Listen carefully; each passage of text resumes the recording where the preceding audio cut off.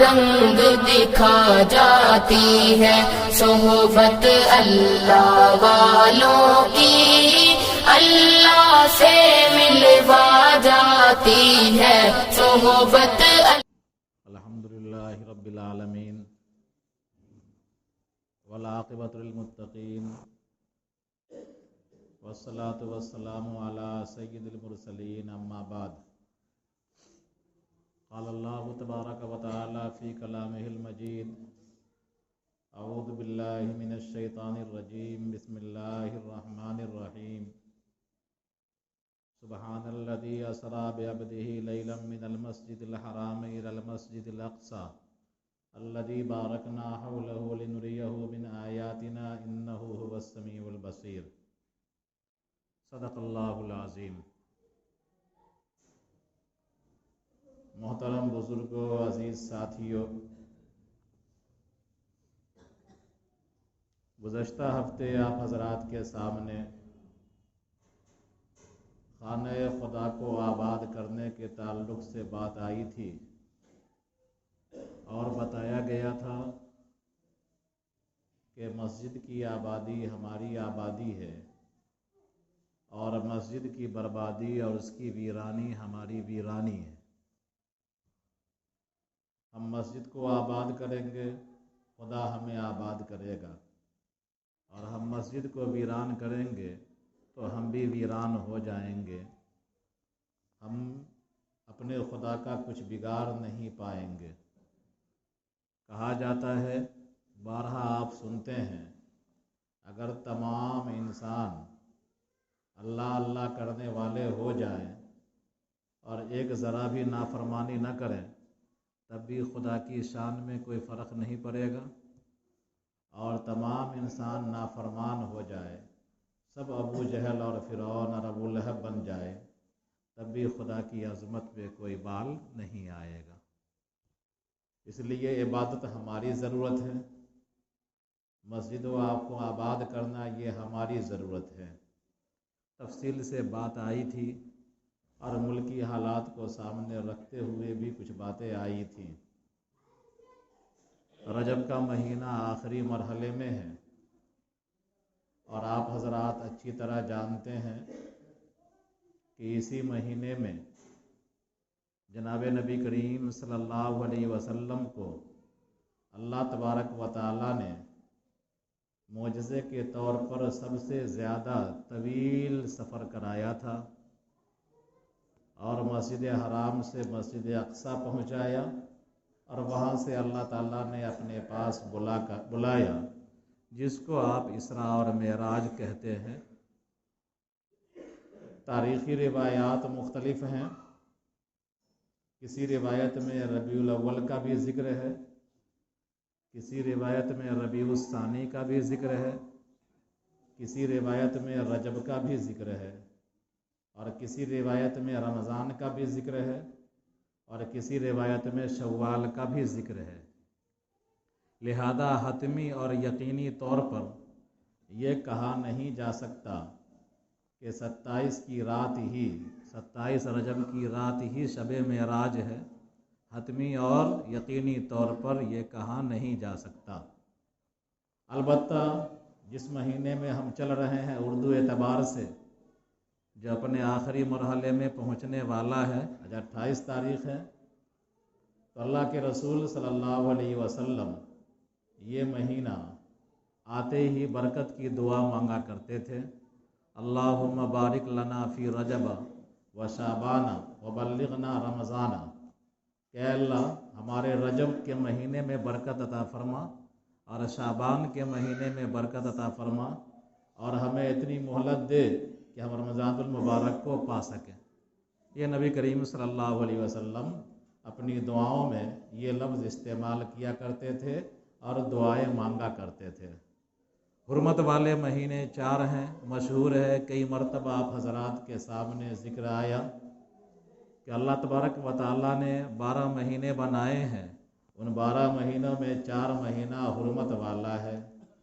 جو اس کا احترام زمانے جاہلیت میں بھی لوگ کیا کرتے تھے۔ وہ مہینہ ہے ذیقعدہ کا مہینہ، ذی الحجہ کا مہینہ، محرم کا مہینہ اور یہ رجب کا مہینہ، یہ 4 مہینے حرمت والے ہیں۔ ان مہینوں میں عبادات کا اہتمام فرائض کے ساتھ ساتھ نفلی عبادتوں کا اہتمام زیادہ ہونا چاہیے۔ مشہور ہے کہ معراج کا روزہ اس کی کوئی اصل نہیں ہے۔ نفلی روزے کی نیت سے آپ جتنا رکھ لیں، پورا مہینہ رجب کا روزہ رکھ لیجئے،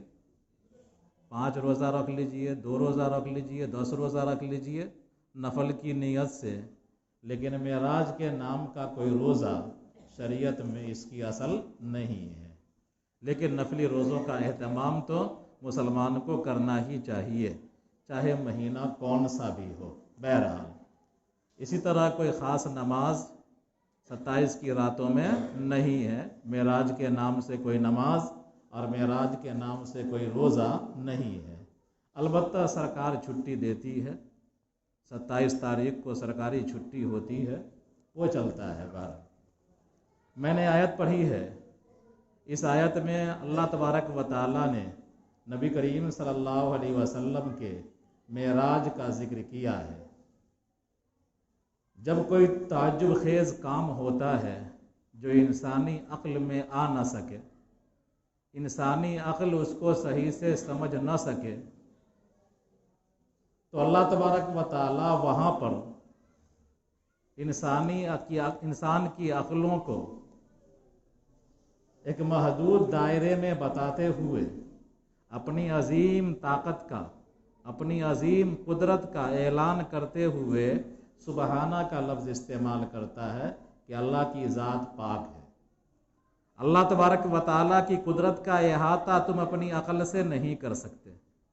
اللہ تبارک و تعالیٰ کی طاقت کا احاطہ تم اپنی محدود عقل سے نہیں کر سکتے۔ تو اللہ تبارک و تعالیٰ نے نبی کریم صلی اللہ علیہ وسلم کو معراج کے لیے بلایا۔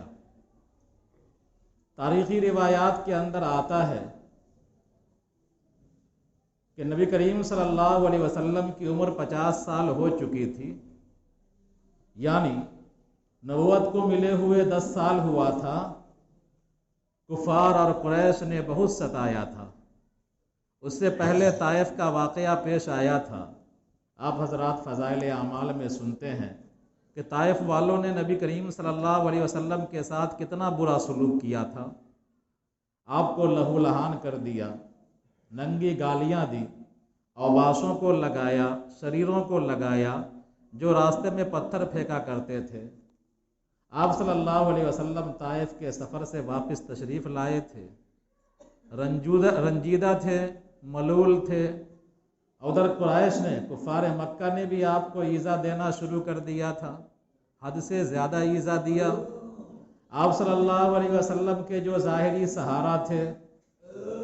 ابا کا تو انتقال پہلے ہو چکا تھا، والدہ بھی رخصت ہو چکی تھی، دادا بھی رخصت ہو چکے تھے، چاچا بھی رخصت ہو چکے تھے، یہ سب ہو چکا تھا، یہ سارا کچھ۔ تو آپ صلی اللہ علیہ وسلم کو اس حالت میں، جو حالت بے چینی کی تھی، جو حالت اضطراب کی تھی، اللہ تبارک و تعالیٰ نے اپنے پاس بلایا، معراج کروایا۔ روایتوں کے اندر آتا ہے کہ ایک رات آپ ام ہانی کے گھر تشریف فرما تھے، حضرت جبرائیل علیہ السلام تشریف لائے، ان کے ساتھ ہزاروں فرشتے تھے، اور جبرائیل نے کہا یا رسول اللہ چلیے پروردگار بلا رہا ہے۔ ساتھ میں براق سواری بھی تھی، آپ صلی اللہ علیہ وسلم سواری پر سوار ہوئے، میکائیل بھی ساتھ تھے، اسرافیل علیہ السلام بھی ساتھ تھے، اور جبرائیل تو تھے ہی ساتھ میں۔ آپ صلی اللہ علیہ وسلم اس سواری پر سوار ہوئے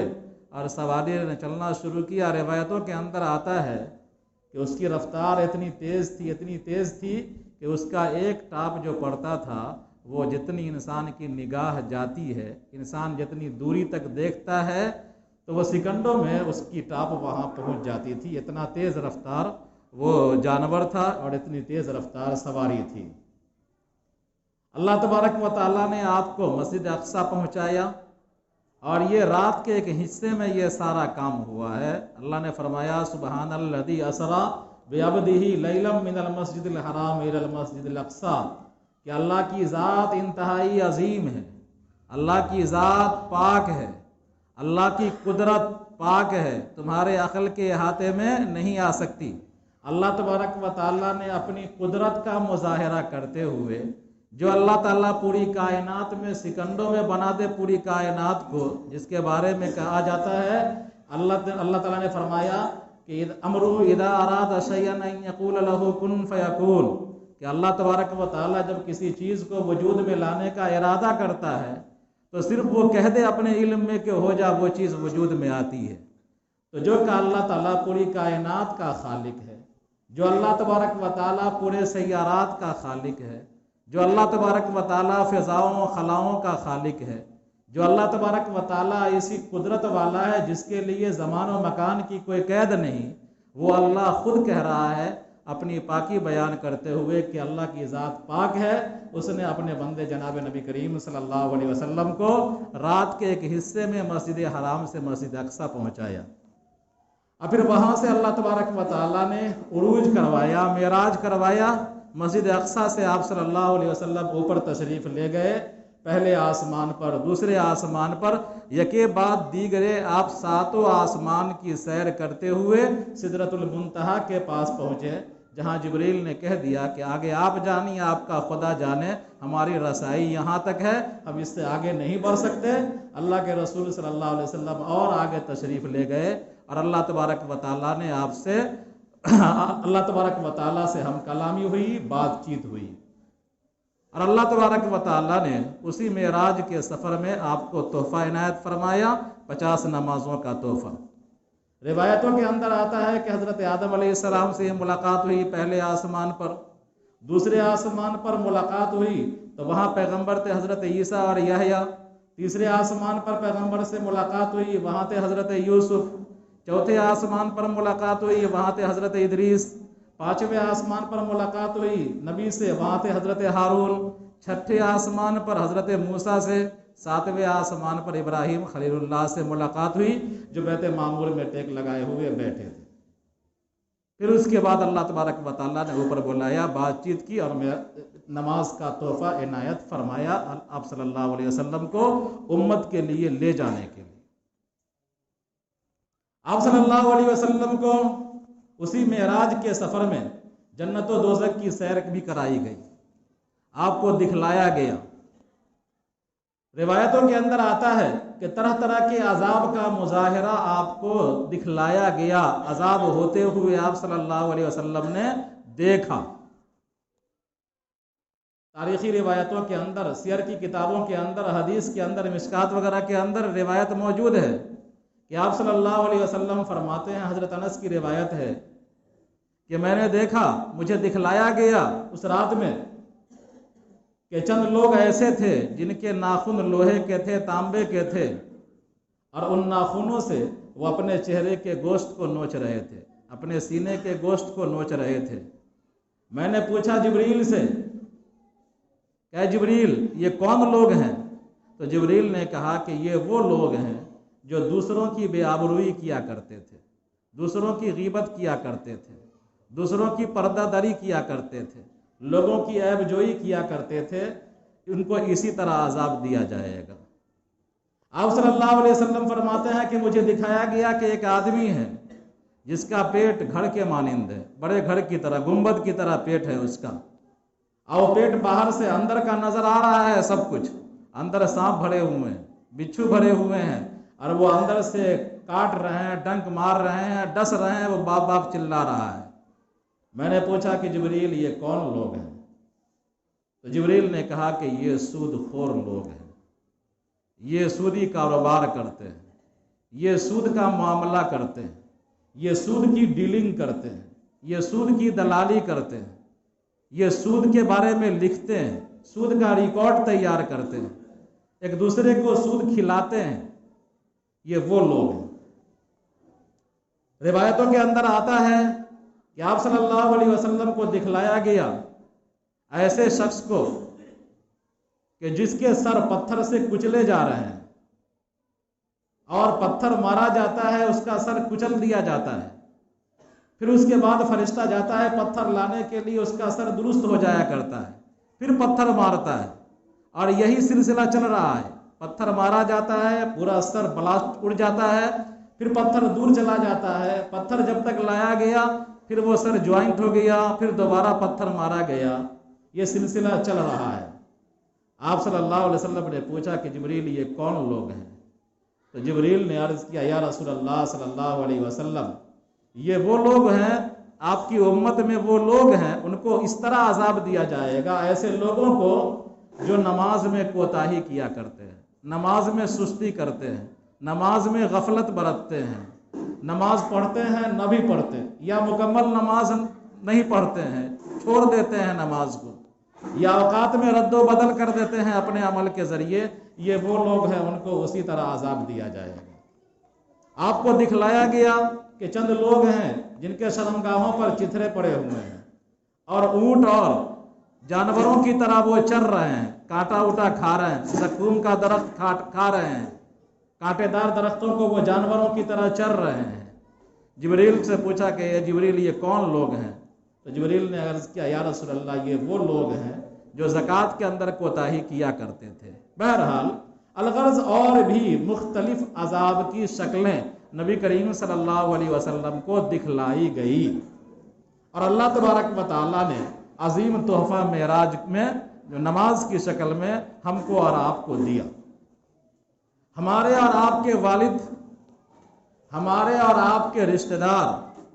جب سفر میں آتے ہیں، سفر میں جاتے ہیں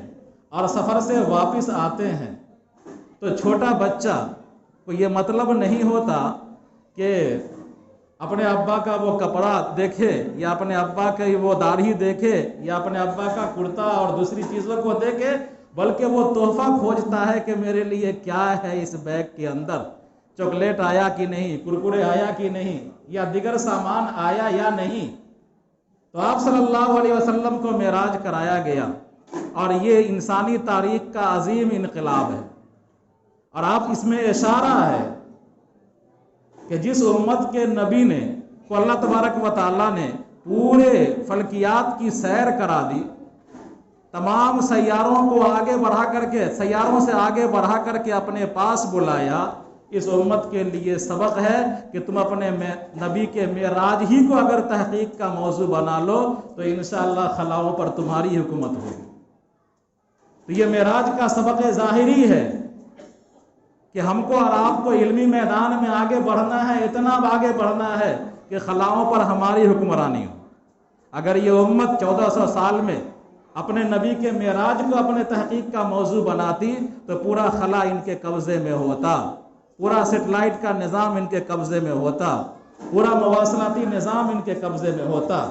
صرف ظاہری اعتبار سے اگر معراج کو تحقیق کا موضوع بنا لیتی، لیکن اس امت کو تو پڑھنا لکھنا ہے نہیں۔ بادشاہوں کو عمارتیں بنوانا تھا،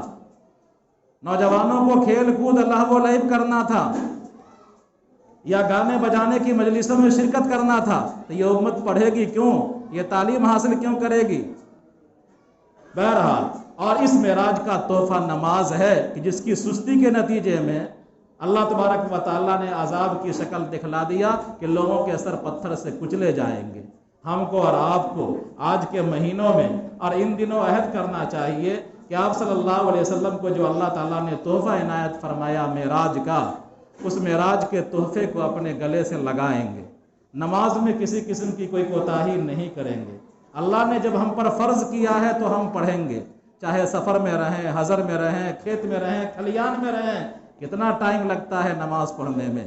اور معراج کا جو سبق ہے کہ علم حاصل کرنا ہے، اپنے نبی کے معجزوں کو تحقیق کا موضوع بنانا ہے، اور انشاءاللہ ایک وقت آئے گا اگر ہم نے چلنا شروع کر دیا اور تحقیق کرنا شروع کیا تو ایک وقت آئے گا کہ ہم بھی خلا میں اپنا جھنڈا لہرائیں گے، اور اسلامی جھنڈا وہاں بھی لہرائے گا انشاءاللہ۔